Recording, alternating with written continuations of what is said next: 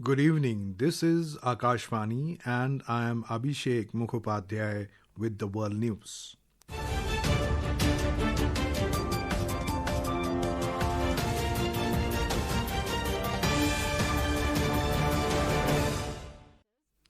The headlines: India asserts its defense and energy requirements solely determined by national interests and market dynamics. Russian President Vladimir Putin reaffirms unchanged conditions for peace, says Moscow seeks lasting stability in Ukraine. Baloch human rights group accuses Pakistani forces of forcibly disappearing 7 civilians in Balochistan. German military planes begin airdropping food and medicine over Gaza. And in US, job growth drops sharply, unemployment rises amid uncertainty over President Trump's reciprocal tariff.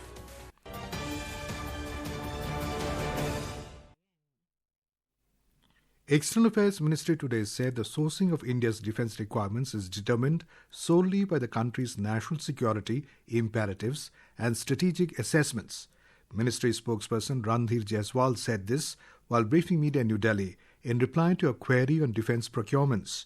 On energy sourcing, the spokesperson asserted that New Delhi is guided by what is on offer in the markets and by the prevailing global circumstances.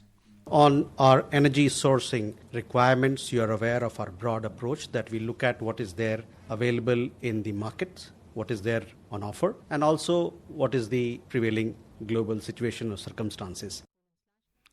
Responding to a query on India-Russia ties, the spokesperson said bilateral relationships with various countries stand on their own merit and should not be seen from the prism of a third country.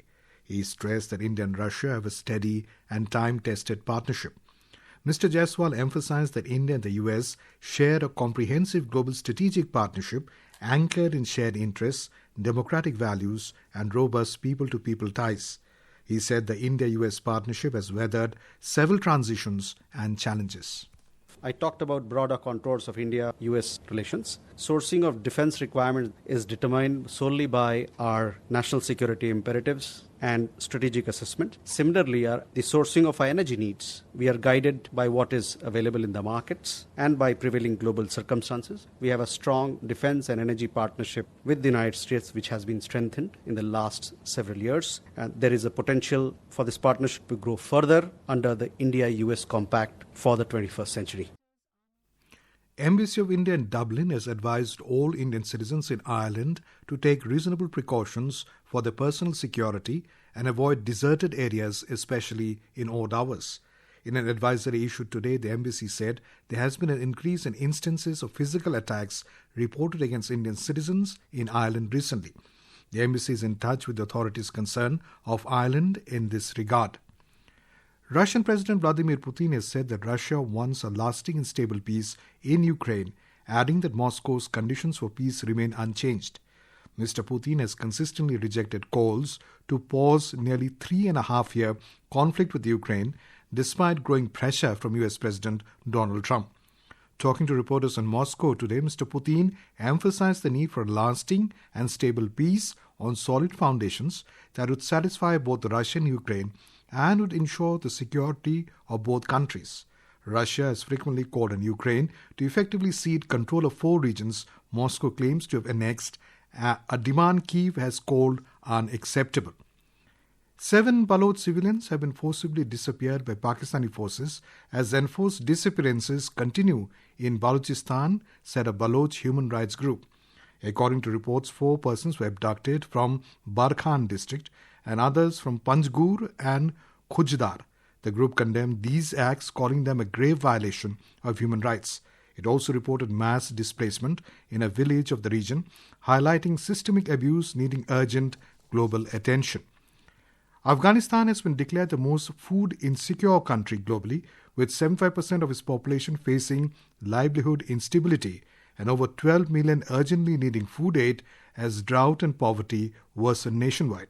A new report of United Nations Food and Agriculture Organization ranks Afghanistan highest among 53 countries in crisis, with a total of 295 million people affected by hunger.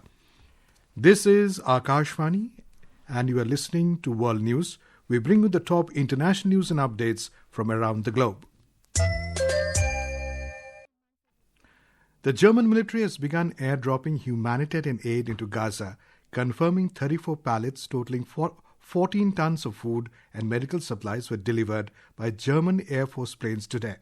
Operating from Jordan, Germany joins regional partners Jordan and the UAE in response to Gaza's dire needs, with the UN estimating 62,000 tons of monthly aid are required.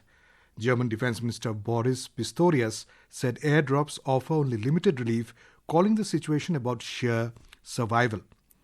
Israeli warplanes carried out intensive airstrikes on multiple areas in eastern and southern Lebanon, targeting sites belonging to the Lebanese group Hezbollah. Meanwhile, in a statement, the Israel Defense Forces, IDF, said its Air Force struck strategic weapon production and storage sites in Bekaa Valley, eastern Lebanon, and in southern Lebanon.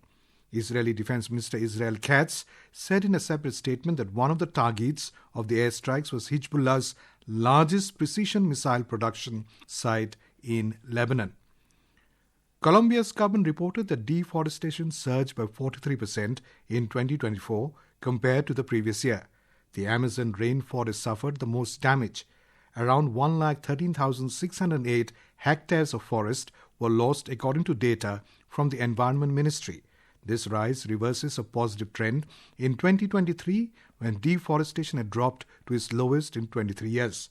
Authorities cited land grabbing, livestock expansion, illegal building and illicit coca crops as key drivers of the destruction, which totaled 75,000 hectares in the Amazon alone.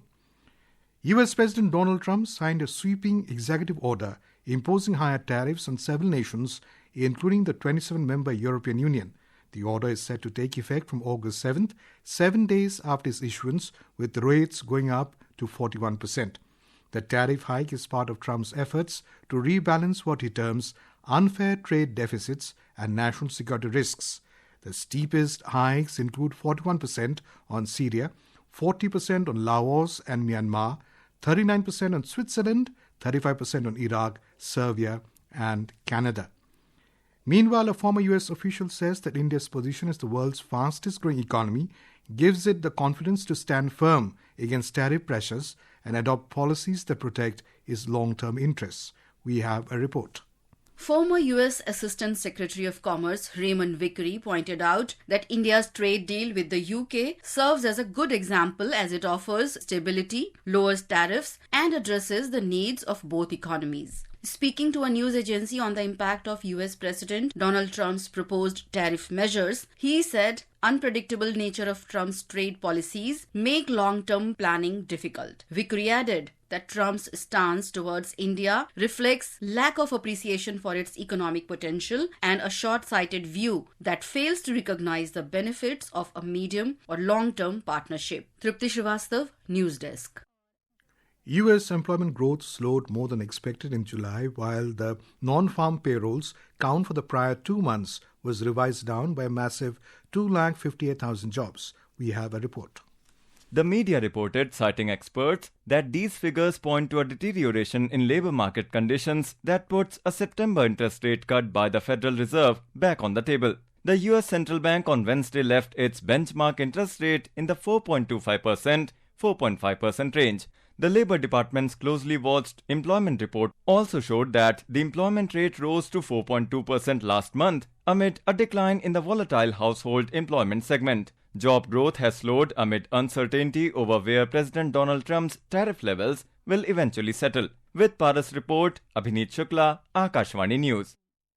In Macau Open Badminton Tournament, Lakshya Sen and Tarun Mannapalli from India, Alvi Farhan of Indonesia and Justin Ho of Malaysia have entered the men's singles semi-finals. The matches will be played tomorrow. And now, before we close, here are the highlights of the bulletin. India asserts its defense and energy requirements solely determined by national interest and market dynamics. Russian President Vladimir Putin reaffirms unchanged conditions for peace, says Moscow seeks lasting stability in Ukraine. Baloch human rights group accuses Pakistani forces of forcibly disappearing 7 civilians in Balochistan. And in US, job growth drops sharply, unemployment rises amid uncertainty. And that concludes tonight's World News Bulletin. For more updates, stay tuned to Akashvani. Good night.